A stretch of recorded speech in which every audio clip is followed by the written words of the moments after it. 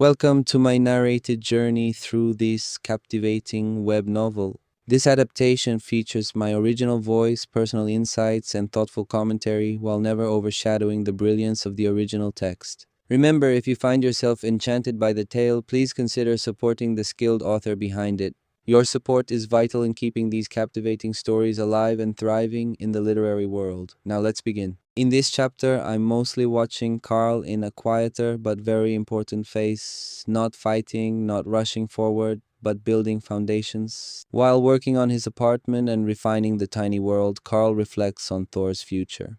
Thor suggests that Karl's bonded position could eventually be passed down to one of his children, and surprisingly, Karl realizes that might actually be possible. Some of Thor's children already show compatibility with his space. But Karl also understands something deeper. It won't be necessary yet. Thor is growing fast. His power is accelerating as his space evolves, and Karl can tell he's only months away from reaching peak mythic rank. Once that happens, all Thor really needs is the right potion from Remy to break through the bottleneck and achieve immortality. The problem isn't understanding. Thor already fully comprehends the fundamental rule of lightning. The real limitation is his bloodline. It simply wasn't designed to go this far, which means progress will take time, even with all the advantages Karl provides. Still, Thor's mindset makes Karl smile. The idea of leadership being passed down isn't strange to him. It mirrors how Sero packs work.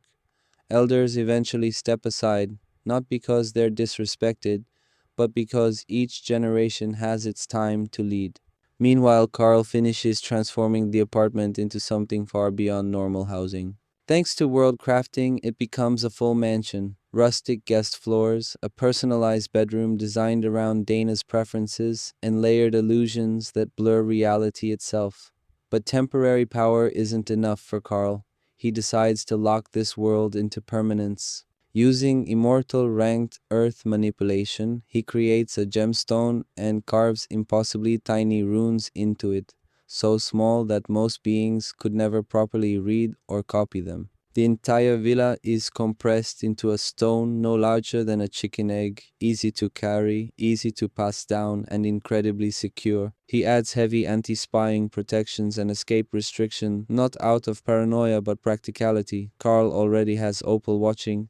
He doesn't need anyone else peeking in. When the final spell, Breath of the World, is used, the item is born, an immortal rank, totem-grade illusionary villa, a hidden space, wrapped in powerful defenses, able to exist invisibly or visibly as needed. Testing it from the outside, Karl realizes just how broken it is. Even he can barely detect it, and that's when a bigger idea hits him. This doesn't just benefit him. He could mass-produce simplified versions, travel villas for the clan, portable, hidden, protected resting spaces for groups on the move, luxury tents, but on an immortal level. Of course, things don't stay perfectly serious. Thanks to Kara's interference, the villa now includes chaos badger maids, harmless, rule-bound, but terrifying enough to deter almost anyone. Even the bunny gargoyles pause for a moment before deciding it's not worth questioning. Karl, amused, immediately starts crafting a second, simpler villa stone, smaller, more practical, but still immortal rank. Styled like a pagoda, with beds for 10, a training yard, and a full kitchen, something the clan hall would absolutely want.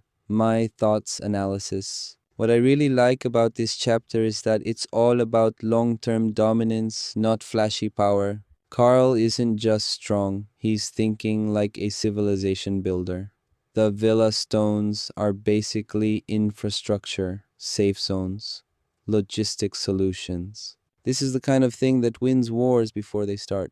Any group that can rest safely, undetected, and fully recovered has an overwhelming advantage. Thor's situation is also interesting. The story makes it clear that knowledge isn't everything. Even perfect understanding can be limited by biology, bloodline, or destiny, and that adds realism to the power system. Immortality isn't just a button you press. And Kara adding Chaos Badger mates? That's classic controlled chaos, humor layered on top of something genuinely intimidating. It keeps the tone light without undermining the threat.